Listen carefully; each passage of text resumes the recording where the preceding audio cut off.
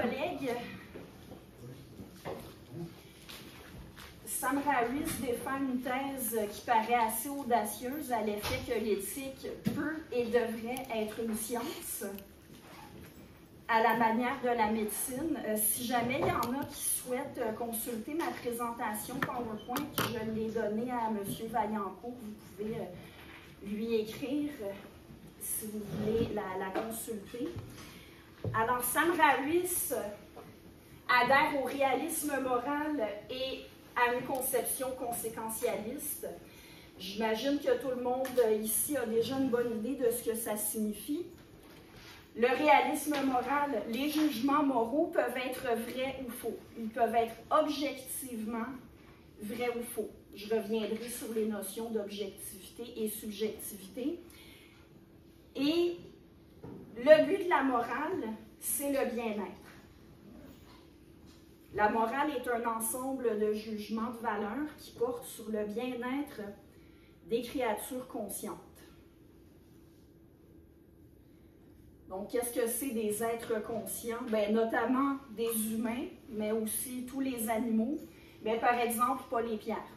On n'a pas de devoirs moraux envers les pierres parce qu'on ne suppose pas chez les pierres la possibilité de ressentir quoi que ce soit. Harris compare tout au long de son livre de Moral. J'ai oublié, est-ce que vous pourriez me passer mon sac? Je voulais montrer le livre de Harris.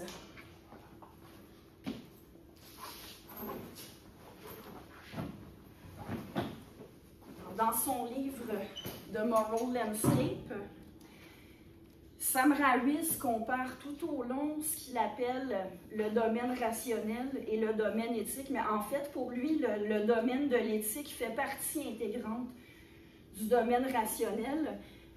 Un des points que les deux partagent, c'est la nécessité d'impartialité, c'est-à-dire si on tient quelque chose pour vrai en éthique, c'est qu'on considère aussi que les autres devraient aussi considérer le même énoncé comme étant vrai, dans des circonstances semblables. C'est-à-dire que la morale peut varier en fonction des circonstances, mais les circonstances, ce sont des considérations objectives.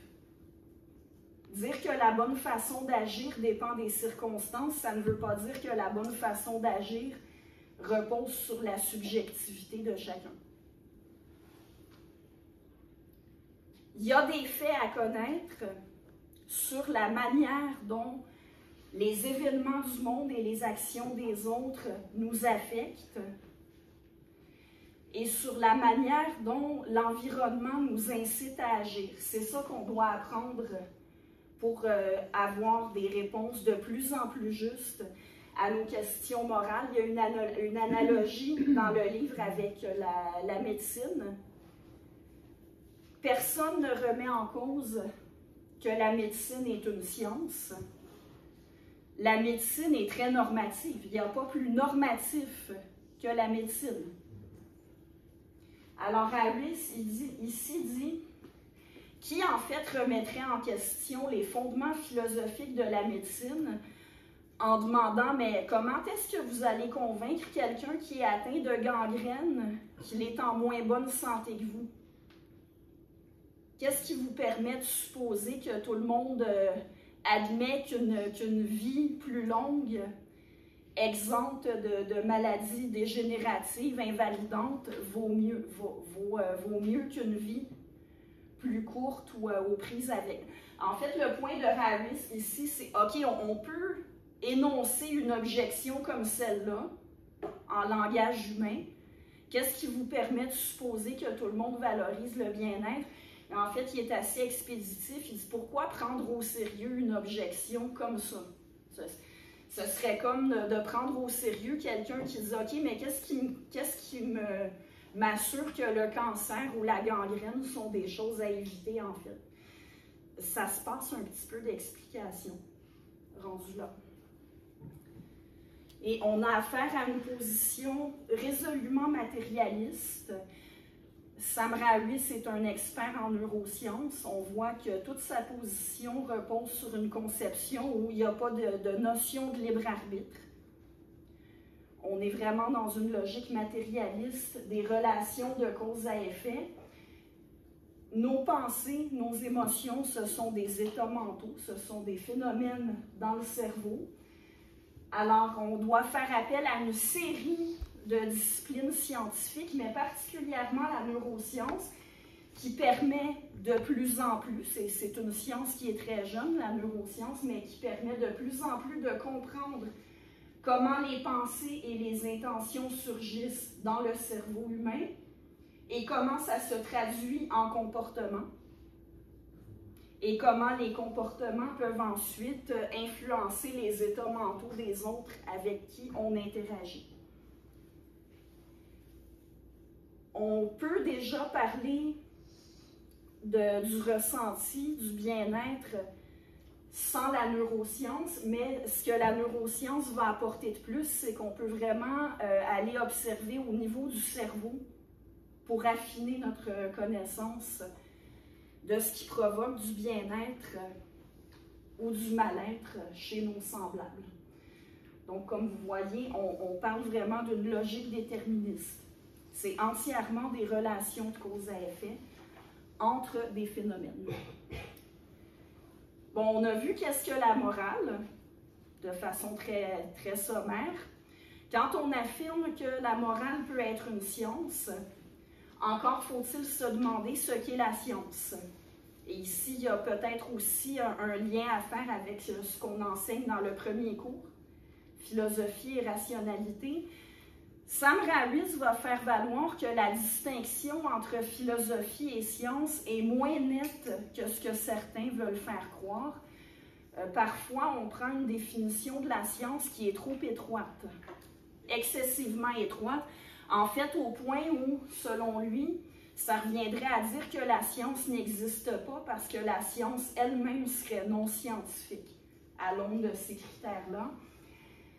Donc, de façon générale, la position la plus répandue chez les intellectuels, chez les universitaires, c'est que la science peut s'occuper d'éthologie, c'est-à-dire d'expliquer, se limiter à expliquer pourquoi on agit ou pense d'une certaine manière en utilisant aussi bien l'anthropologie, la sociologie, l'histoire, mais aussi des sciences plus dures telles que la neuroscience, l'endocrinologie. Mais expliquer pourquoi les humains agissent d'une manière, ce n'est pas la même chose que dire comment les humains devraient agir.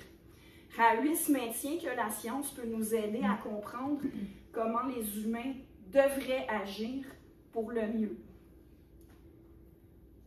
Alors, la science ne se limite pas à des modèles mathématiques. Il n'y a pas de modèle mathématique qui va nous apporter des réponses précises à ce qu'on devrait faire à la question de ce qu'on devrait faire à chaque moment de notre vie. Ça, c'est impensable. Mais la science ne se limite pas à des modèles mathématiques. Penser scientifiquement, c'est penser avec rigueur, chercher à prendre connaissance de la réalité, donc indices empiriques, cohérence logique, curiosité, honnêteté intellectuelle, formuler des prédictions falsifiables. Oui, on peut formuler des prédictions falsifiables sur la manière dont des façons d'agir peuvent affecter le bien-être.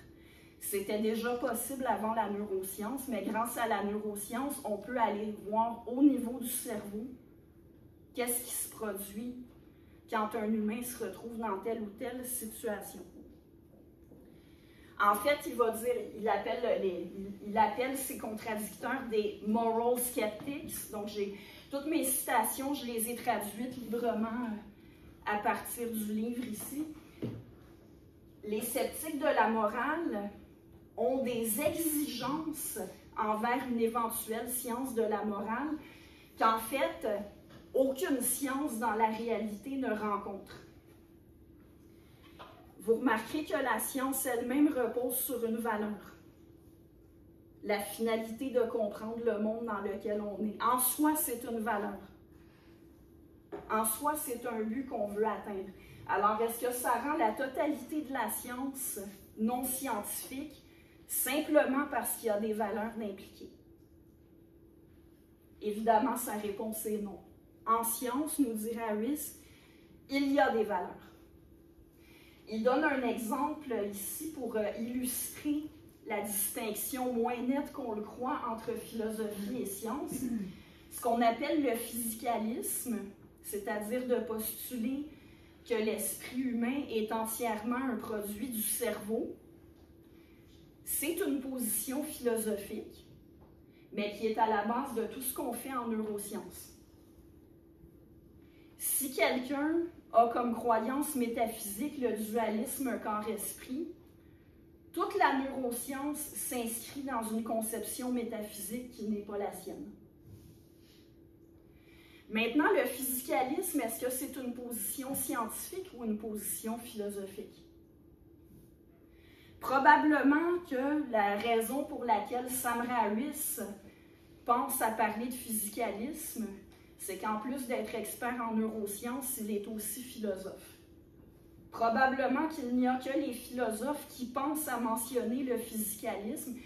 Ceci dit, si des expériences, des données menaient à contredire, à douter que l'esprit humain soit entièrement le résultat du cerveau, on ne peut pas nier que ça aurait des implications pour la neuroscience. Ce serait une découverte d'importance, peut-être la plus importante de toutes les découvertes dans l'histoire de la neuroscience. J'imagine que j'enfonce une porte ouverte avec des collègues professeurs de philosophie, mais vous savez que la méthode scientifique en soi, c'est un ensemble de normes. En soi, la méthode scientifique, c'est de la philosophie des sciences. On ne peut pas séparer nettement la philosophie des sciences. La distinction est pertinente, mais il n'y a pas de distinction nette entre les deux.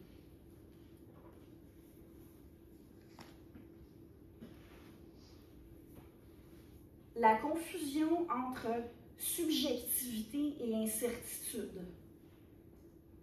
C'est une confusion qui nuit souvent à la compréhension, à la discussion intellectuelle. Il y a des questions auxquelles on n'est pas capable de répondre scientifiquement, mais ne pas avoir la réponse, ce n'est pas la même chose qu'il n'y a pas de réponse objective qui existe, et ça laisse la place à ce que chacun invente sa propre réponse subjective. Il y a une grande différence entre « on ne connaît pas la réponse » et chacun peut donner la réponse qu'il voudra. Quand je veux faire comprendre à mes étudiants la différence entre subjectivité et incertitude, habituellement, je choisis quelqu'un dans la classe, je demande par exemple, bon, Richard, pouvez-vous nous dire quel âge a Gabriel Nadeau-Dubois? 36 ans. Ça, c'était une supposition. Je ne connais pas votre nom. Qu'est-ce que vous en pensez, vous? Je m'appelle Dominique, puis j'en pense pas grand-chose. Il est marrant. Donc, on a deux réponses différentes. Bien, est-ce que ça veut dire que Gabriel Nadeau-Dubois a 36 ans dans votre monde puis qu'il n'y a pas d'âge dans votre monde à vous? Non, en fait, je vous le dis, il a 35 ans. Vous n'étiez pas loin. On ne connaît pas la réponse, mais il y a une réponse. Bon, vous avez dit qu'il est majeur. On sait qu'il n'a pas 10 ans. Même quand on ne sait pas, qu'on n'a pas la réponse précise, il y a quand même des éléments qu'on peut prendre de la réalité pour donner une réponse probable. Donc, ça n'est pas la même chose que subjectif. Quel est le meilleur fruit? La figue. La figue. Vous, Richard? La mangue. Bon, vous avez donné deux réponses différentes. Ça c'est subjectif, c'est-à-dire que c'est vraiment la mangue qui est le meilleur fruit pour Richard et la figue pour Dominique. Là, il y a vraiment une réponse subjective qui revient à chacun. Et encore, même les préférences sont des faits. J'y reviendrai dans pas très long.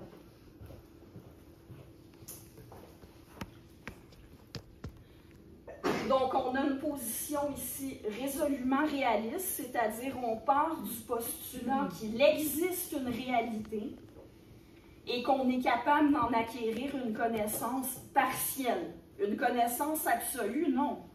une connaissance complète, non, mais une connaissance partielle. On est capable d'énoncer des jugements vrais, c'est-à-dire des jugements dont le contenu correspond à la réalité. Dès qu'on admet la possibilité d'erreur, on est dans une position réaliste. On a déjà cru que c'était une bonne idée pour les femmes enceintes de fumer du tabac. Mais ce n'est pas parce que le tabac a déjà été bon pour la santé, c'est parce qu'avant, on ne savait pas quels sont les effets du tabac, ni sur la personne qui fume, ni sur un éventuel fœtus dont elle pourrait être enceinte. Et le consensus n'est pas un critère. Quand on pose la question, en tout cas moi, quand je pose la question à mes étudiants, quelle est la différence entre jugement de fait et jugement de valeur, une réponse qui revient assez souvent, c'est bien, quand chacun a son opinion, c'est des valeurs, et quand il y a un consensus, c'est des faits.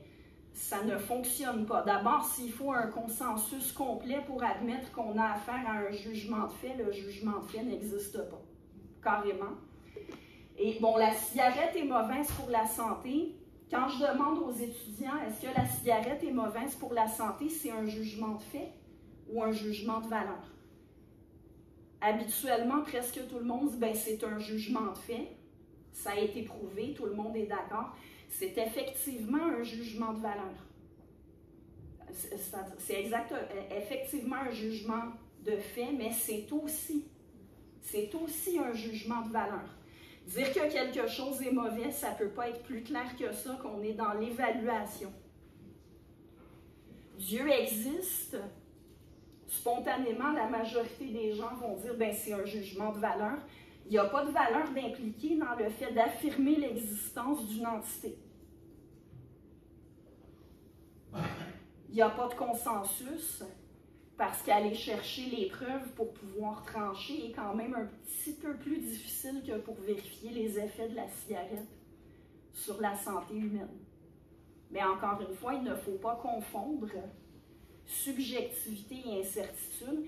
Et là, il n'y a aucune notion de bien-être, de but, de finalité d'impliquer. On ne fait qu'affirmer l'existence de quelque chose. Ce n'est pas un jugement de valeur. Alors, Harris soulève un double standard qu'on a en ce qui concerne le consensus. Généralement, quand il y a des désaccords, c'est interprété comme on a une part d'ignorance. Il y a des choses qu'on ne sait pas encore. Il faut investiguer davantage. Alors, pourquoi sur les questions morales? Parce qu'il y a un désaccord, ça justifierait de conclure qu'il n'y a pas de réponse, que personne ne peut avoir raison ni tort. Bien sûr que c'est possible d'avoir des jugements moraux plus justes que d'autres. De dire que la morale est relative à l'époque et à l'endroit où on se trouve, c'est pas nécessairement entièrement faux parce que d'une époque à l'autre et d'une région à l'autre, les circonstances peuvent varier. Mais encore une fois, les circonstances, ce sont des données objectives. Vous remarquerez que la médecine doit aussi tenir compte des circonstances. C'est-à-dire, si on doit prescrire un médicament à quelqu'un ou lui donner des conseils sur la bonne façon de se nourrir, ou s'il devrait faire plus de sport, quelle sorte de sport. Dans tous les cas, selon l'âge, quelqu'un qui est diabétique ne devrait pas se nourrir de la même façon que quelqu'un qui ne l'est pas, par exemple. Selon le sexe, on ne doit pas se nourrir de la même façon. Les médicaments à prendre, la façon de guérir telle ou telle maladie va varier. Mais il y a des réponses objectives, des réponses qui doivent tenir compte des situations particulières. Cependant qu'on n'arrive pas à convaincre, par exemple, on lui a fait l'objection, écoute Sam, tu ne pourrais pas convaincre les talibans qu'ils ne valorisent pas les bonnes choses.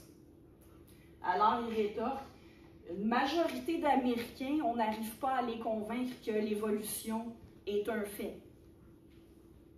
C'est pas parce qu'il y a des gens qu'on n'arrive pas à convaincre que la vérité n'existe pas. Est-ce que ça fait que la biologie n'est pas une vraie science parce qu'il y a un nombre significatif de personnes dont on n'arrive pas à convaincre de la véracité de l'évolution? Bien sûr que non.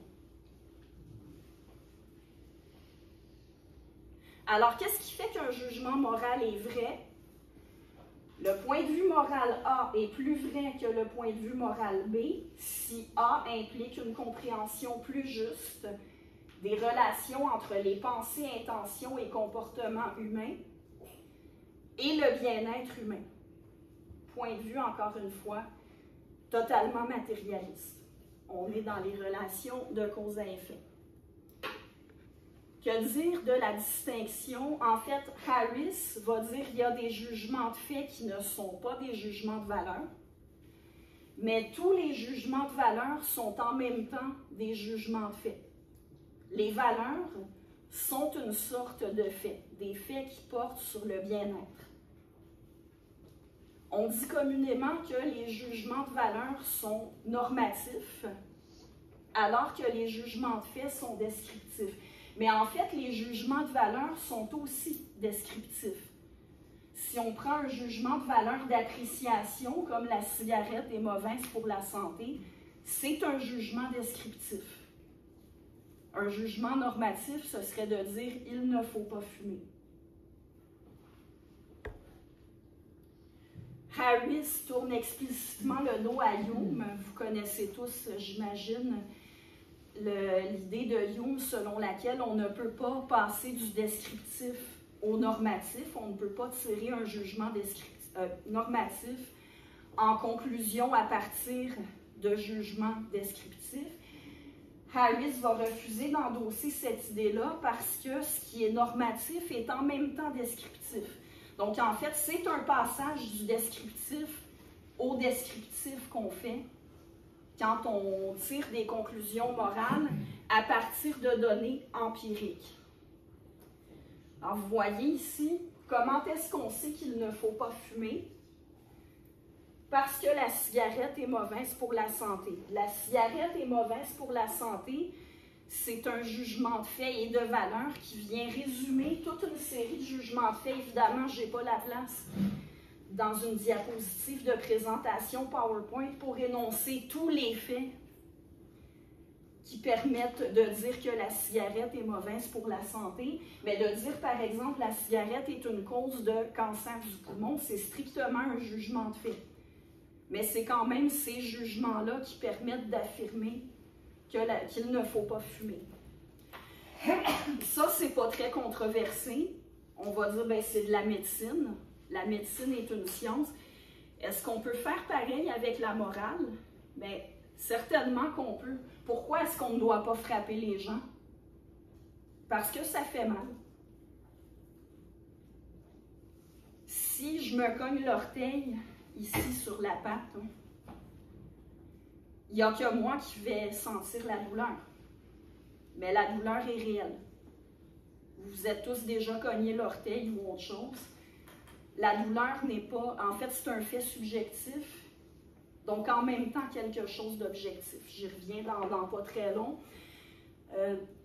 Il y a différents livres de scientifiques que j'ai lus depuis que j'ai lu The Moral Landscape, dans lesquels je retrouvais vraiment les idées de Sam Harris, probablement sans que l'auteur y ait pensé, mais par exemple, Michel Desmurget, qui est un neuroscientifique qui a écrit La fabrique du crétin digital, dans son livre, il fait une revue de tout ce que la science sait à notre époque sur les effets des écrans. Alors, comment est-ce qu'on sait, par exemple, qu'il ne faut pas laisser des enfants de moins de 7 ans utiliser des écrans? C'est aussi objectif que de dire qu'on ne devrait pas fumer. Je vous fais un résumé très rapide.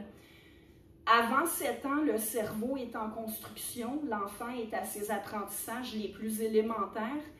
Il doit apprendre à coordonner ses mouvements, à utiliser ses mains, à se lever, à marcher, acquérir les premières bases du langage, les premières habiletés sociales.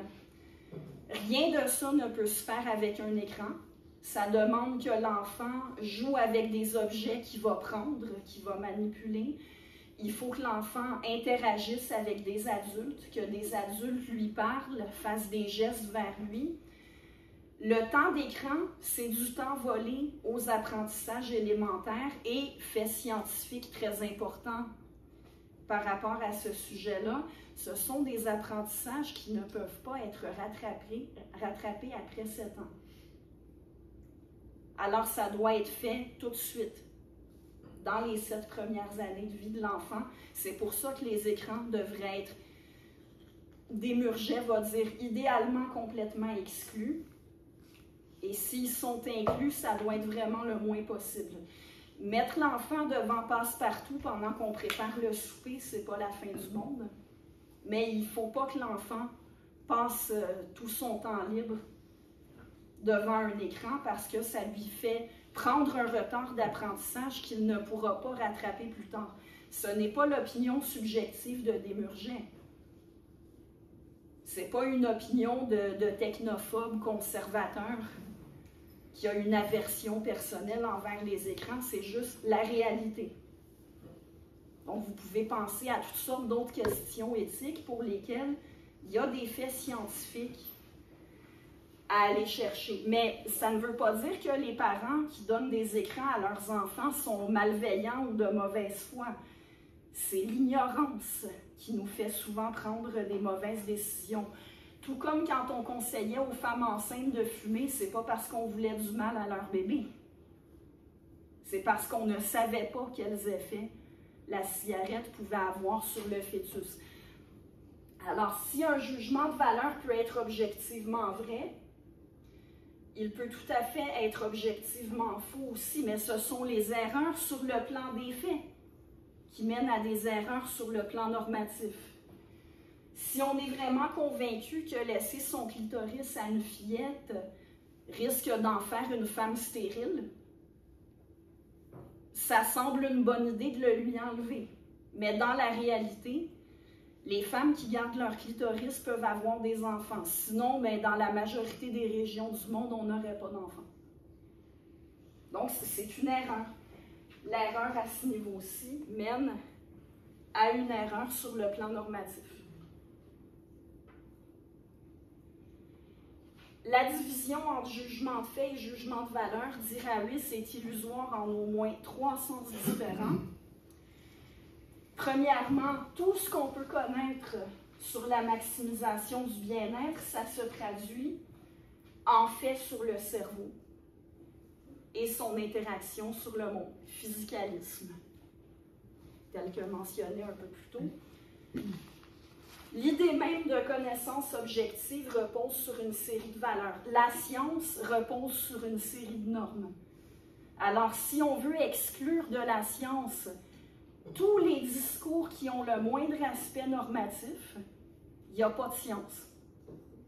Il n'y a aucun discours qui ne comprend aucun aspect normatif. Ici, bon, je vais essayer d'illustrer. C'est un peu abstrait, mais l'idée, c'est que notre cerveau reçoit les jugements de fait et les jugements de valeur de la même manière. C'est-à-dire, quand on entend quelque chose et qu'on le tient pour vrai, qu'on accepte ce qu'on entend comme vrai, il se passe quelque chose dans notre cerveau. Et quand on entend un jugement qui nous paraît faux, qu'on rejette, encore là, il se passe quelque chose dans notre cerveau. Et il n'y a pas de différence entre la manière dont notre cerveau reçoit des jugements de fait et des jugements de valeur. Alors, Jean-François, je vais vous parler comme je parle à... Moi, je choisis un étudiant et je lui dis, OK, je vais vous dire 2 choses. Si vous êtes d'accord avec ce que je dis, vous répondez oui, d'accord? Oui. Ça ne faisait pas partie de l'expérience. Je porte des bottes. Ce serait pas correct si j'allais prendre la chaise qui est là pour la battre sur la tête de Richard. Sauf si c'est un facho, mais oui, je suis d'accord. Donc, je viens d'énoncer un jugement de fait, je porte des bottes, et un jugement de valeur. Ce ne serait pas correct d'abattre la chaise sur la tête de Richard. Les 2 fois, Jean-François a reçu le jugement comme étant vrai. Les 2 fois, la même chose s'est passé dans le cerveau de Jean-François. Puis, j'ose croire que tout le monde ici accepte les 2 jugements comme vrais, particulièrement le 2e. Alors, dans tous les cas, vous avez eu la même réaction mentale. Quand on reconnaît ce qu'on entend comme vrai, c'est toujours le même processus au niveau du cerveau, peu importe que ce soit une question strictement de fait ou que ce soit en même temps une question de valeur. Parce que je vous rappelle, les valeurs sont une sorte de faits. Il y a des faits qui ne sont pas des valeurs, mais toutes les valeurs, on dirait à risque, sont des faits. Ah, la notion de fait subjectif. Ça, c'est mon chat. Alors, je vous dis, Croque-Mitaine est le plus beau chat du monde. Est-ce que c'est un fait? Est-ce que je considère que tout le monde devrait trouver que Croque-Mitaine est le plus beau chat du monde?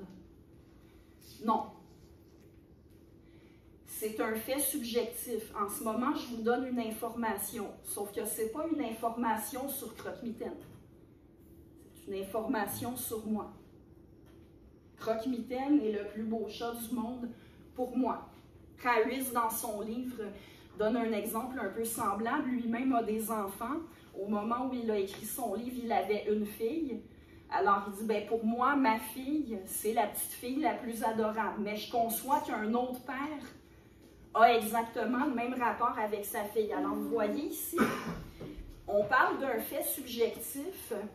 S'il y en a d'autres ici qui ont un chat et qui l'aiment, ils se figurent parfaitement ce que je ressens par rapport à Croque-Mitaine. D'autres